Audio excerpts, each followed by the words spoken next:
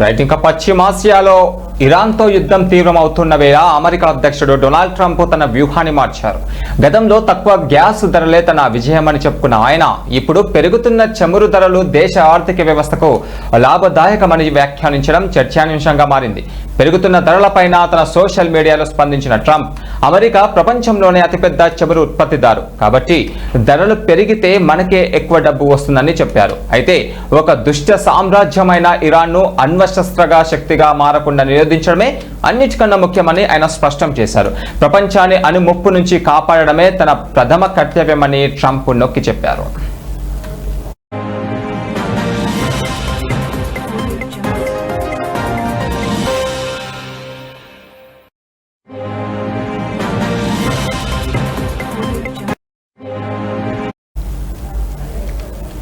మరోవైపు ఫిబ్రవరి 26న జనీవాలో జరిగిన అణు చర్చలు విఫలం కావడంతో ఇరాన్ తీవ్రంగా స్పందించింది.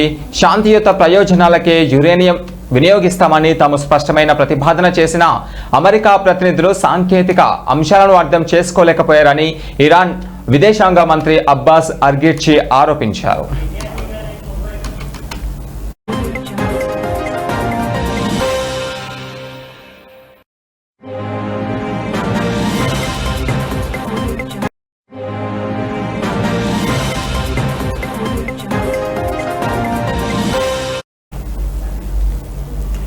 ఇక ప్రస్తుతం హార్ముజ్ జలసంధి మూసివేత యుద్ధం కారణంగా అంతర్జాతీయ మార్కెట్లో బ్రెంట్ క్రూడ్ ఆయిల్ ధర బ్యారెల్కు $100 మార్కును దాటింది.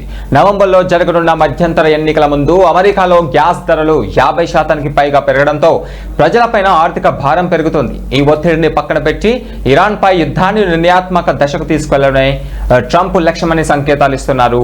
గతంలో తక్కువ ధరలను రాజకీయాస్త్రంగా వాడుకున్న ఆయన ఇప్పుడు అధిక ధరలను ఆర్థిక అవకాశంగా చూపడం వ్యూహాత్మక మార్పుగా విశ్లేషకులు భావిస్తున్నారు.